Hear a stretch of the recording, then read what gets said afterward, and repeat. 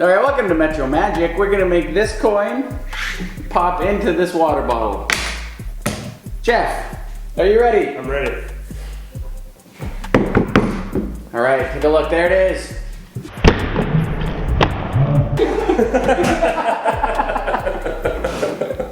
All right, welcome to our Metro online gathering. Joel, Jeff, both abnormally good-looking pastors here at Metro. We have a lot of exciting things coming up. In 2 weeks, we're doing our actual, real gatherings at BNA. They're starting to fill up, I think. I haven't really looked. But you really need to sign up soon because they will both fill up. And we have space for kids and adults at BNA. But right now, we are in the kids' space. And it's not really looking kiddie yet, is it, Jeff? not yet, no, but we did clear out some furniture here, and we've made some room for them to gather in this space here, and it's also known as our boardroom space in the back there. So we have room for 15, 20 kids or more, and this is going to be a fun place. It's going to have some. It's going to be made over to make it really kid friendly. It's going to be awesome. When the kids show up, they're going to get these. You know those rubber bracelets that all the kids wear? They're going to say Mini Metro. It's going to be really cool. It's going to be so fun in this place. Yeah. And we also got lots of other stuff going on. We're hopefully going to be starting, well, we're not hopefully, we're going to be starting road hockey soon, right across the street from where we meet every single day at Metro Central. So we're going to announce that date soon, but it's going to be really fun. Metro Sports, get involved. And you're involved with the Rockets. Yeah. How's that going? Yeah, well, it's actually really great news. I get to be the chaplain for the Rockets. That's cool. And I'm so excited about it, but who knows when they're going to play or if they play. So down the road, the Rockets are going to hit the street. Mm-hmm. It's going to be pretty intense. Yeah, hopefully they're not taking slap shots at any of our community members. Yes. We don't want that. Yeah. So anyways, lots going on. Mm-hmm. 2 weeks from now, we're meeting. Kids Space. It's just great. Come to Courtyard Church. Every Thursday at noon. That's been really great. We'll see how it goes. Mia Aarons is leading worship this week. She has got the voice of an angel, Jeff. Mm-hmm. Well, last week was amazing with Aaron. Oh, and unreal. For our first Courtyard Church, I have to say it was well attended, and people really enjoyed just the space. It was quiet. When she was singing, it was amazing just how much respect there was for the space, and then how much gratitude there was for the pizza and just sitting around having conversations with so many of our community members. So looking forward to today's. Good. All right, now time for our community prayer with Steph. May the God who is community be with us as we seek to be a community. May God bless our dreams, and may God shatter our dreams. May God help us to be real and to find depth in weakness and brokenness. May God help us to face and grow through conflict rather than pretend by being nice. May we look at each other through the soft eyes of respect and compassion rather than the hard eyes of criticism and condemnation. May God help us let go of control and the need to fix one another. May God help us discover we are needy in our own souls and give attention to our own hearts. May God shape us to be His people until we resemble Christ, who is full of mercy toward the wicked and the ungrateful. Amen.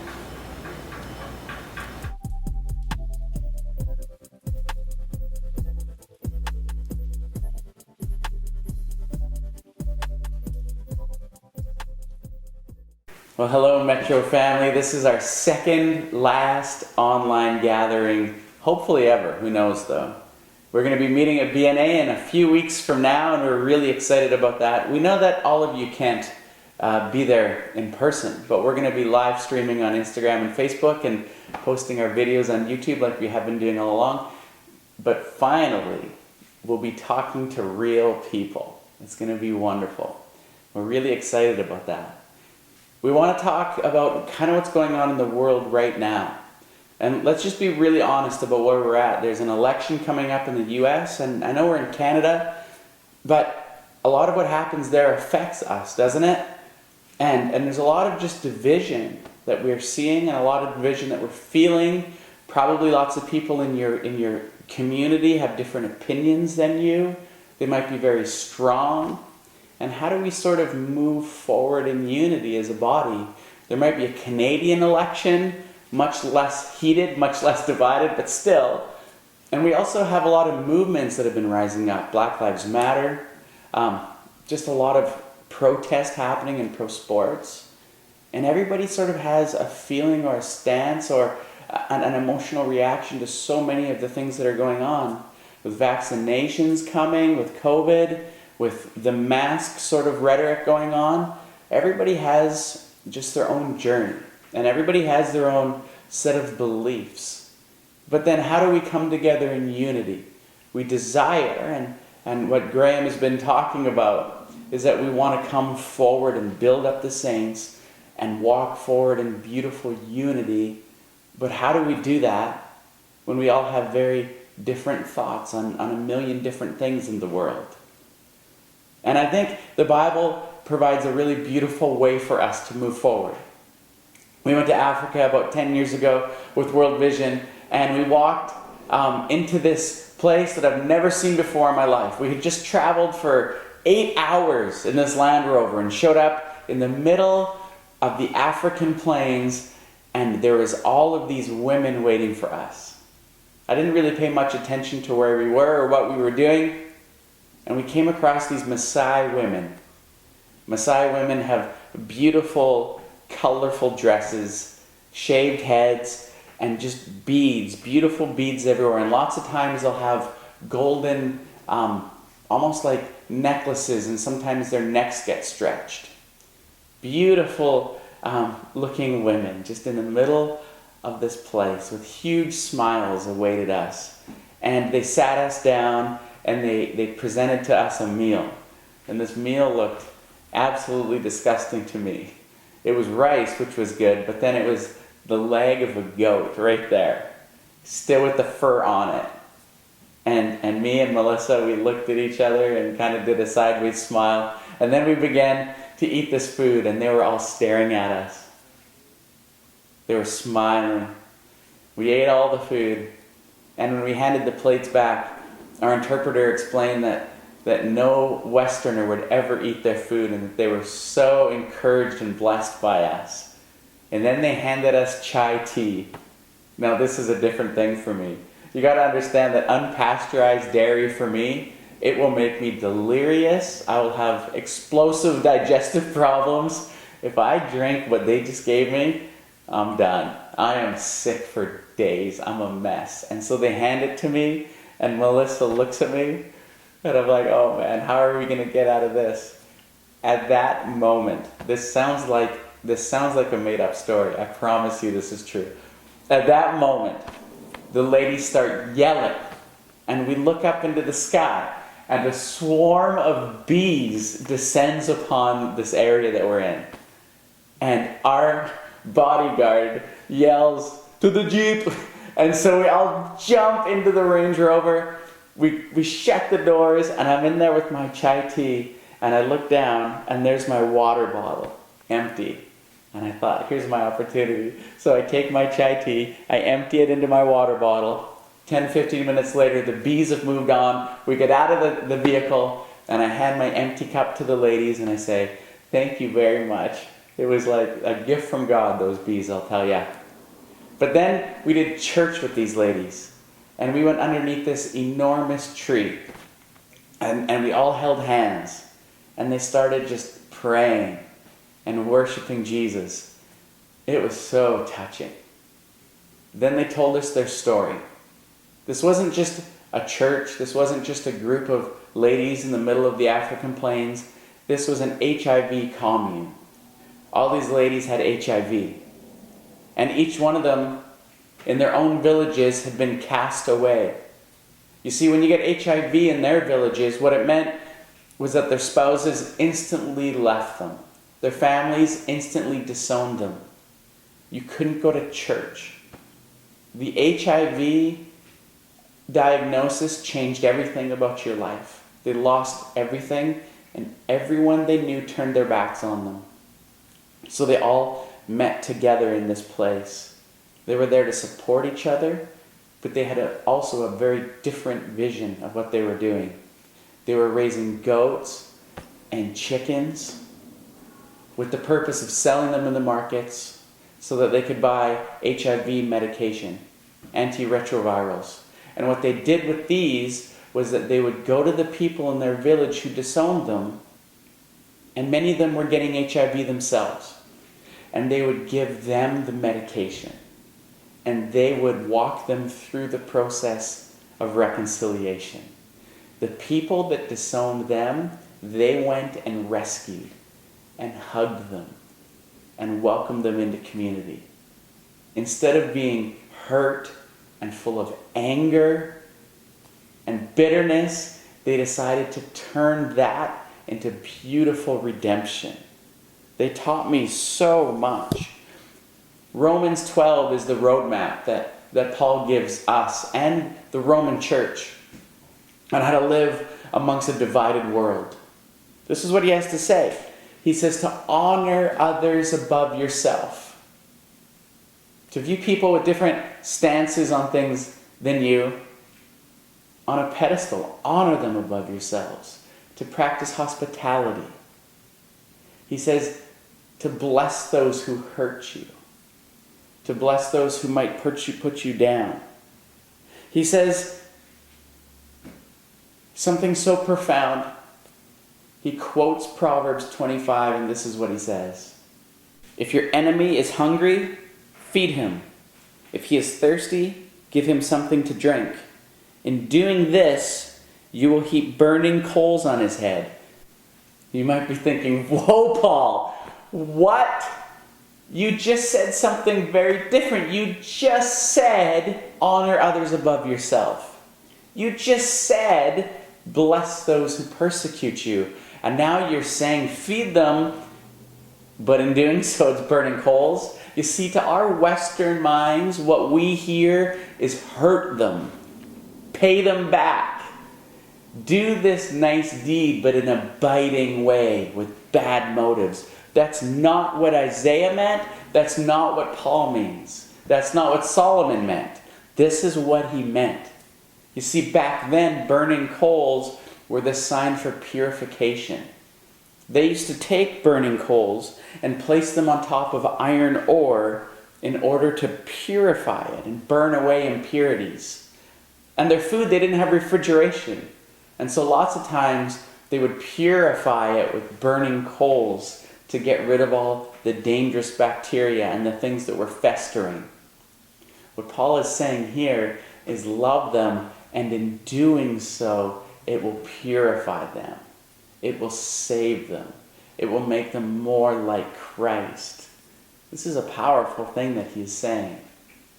I told you about one of my heroes named Reverend Garicia, and a few days before we met the Messiah ladies, we met this man. When he got saved from finding a Bible, they actually killed his whole family, his wife and his children, and they burned down his house. He should have been bitter and angry, but he started a church to bless that town, this little town called Garbatula.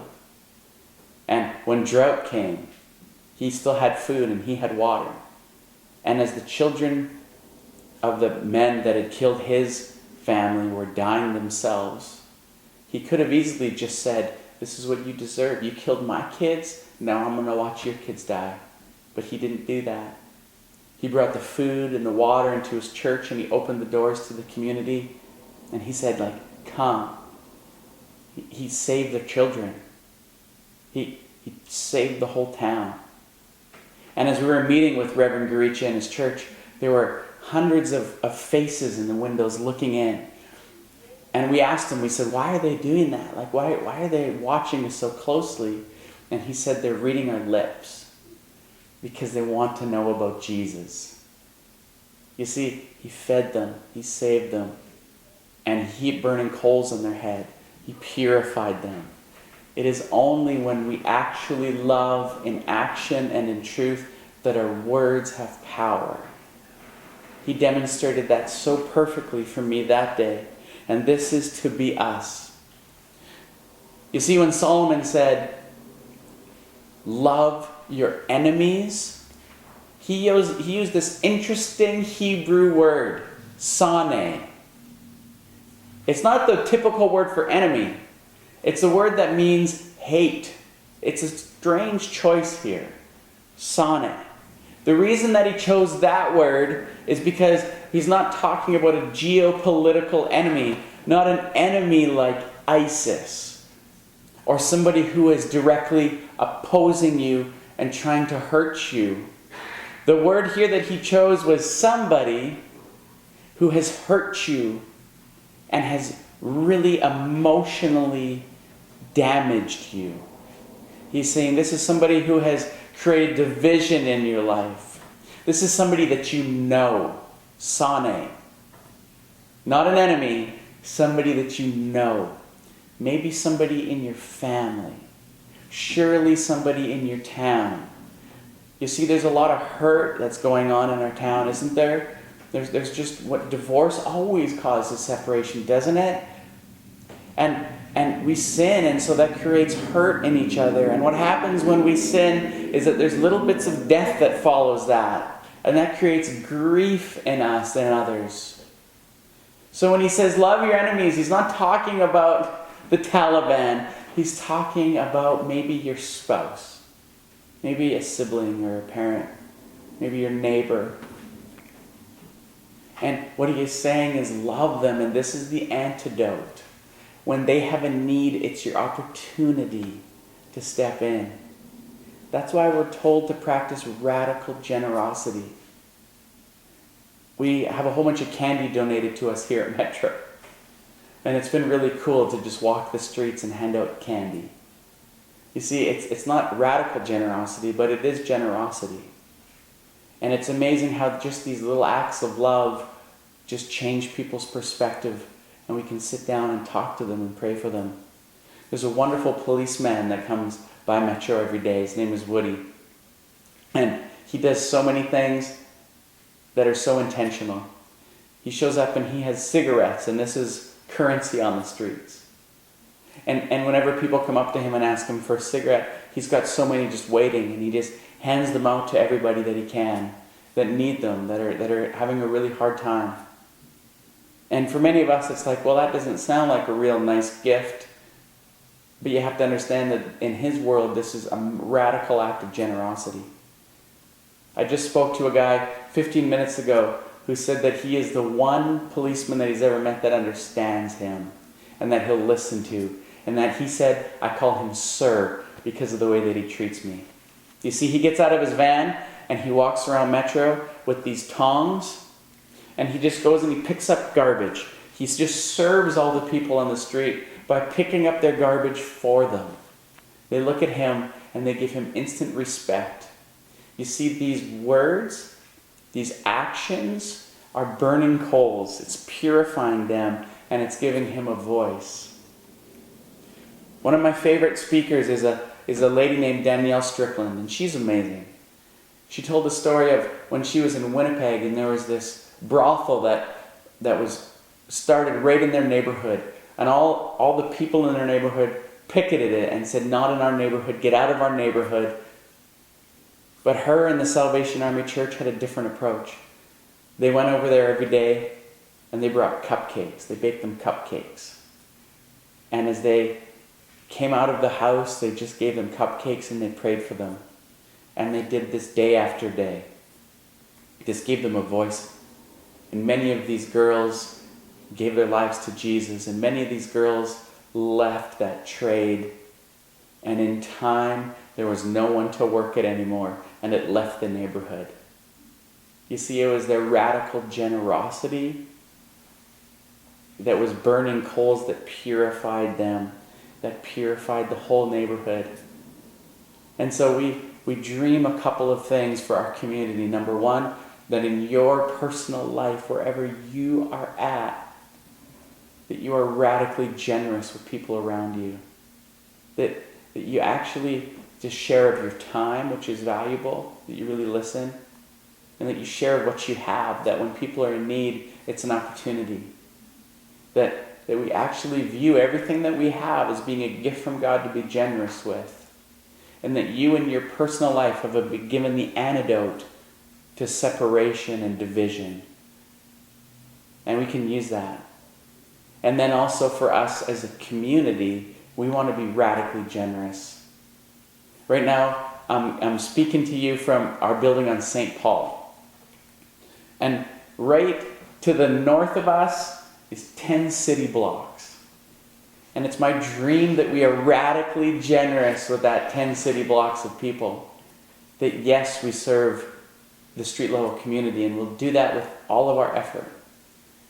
And there's also 10 blocks of people here, and many of them don't know Jesus, and we want to start reaching into those blocks and just loving people, meeting their physical needs, so that it gives us an opportunity to pray for them and to speak to them about the Creator that loves them, that made them, that desires relationship with them.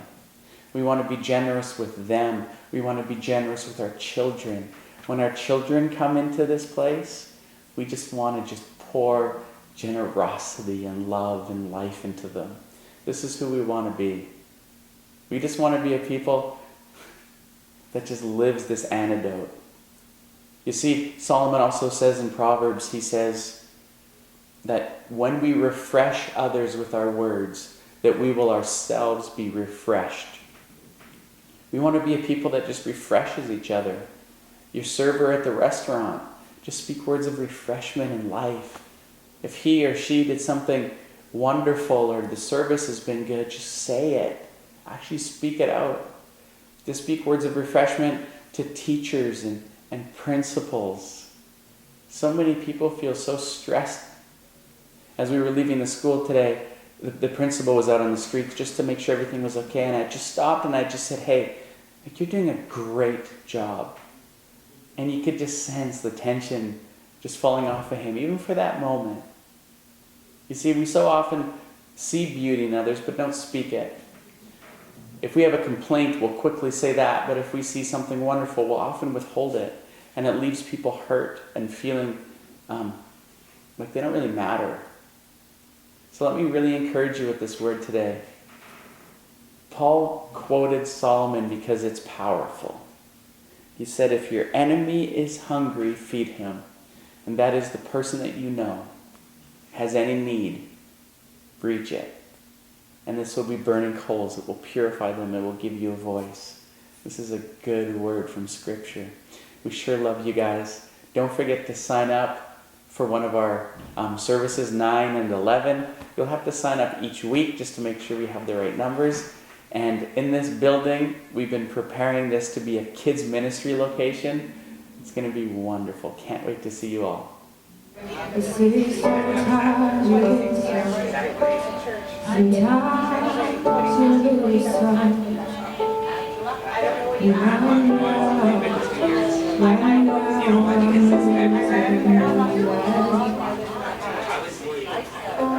Stood on stage, night after night, reminding the broken it'll be alright.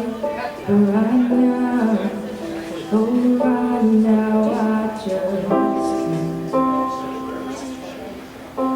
It's easy to sing when there's nothing to bring me down.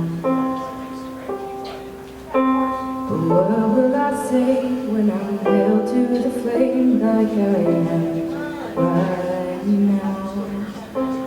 And I know you're able and I know you can save through the fire with your mighty hand. But even if you don't, my hope is you alone. They say it only takes a little faith to move a mountain. A good thing, a little faith is all I have right now. But God, when you choose to leave mountains unmovable, give me the strength to be able to sing. It is well with my soul. I know you're able and I know you can save through the fire with your mighty hand. But even if you don't, my hope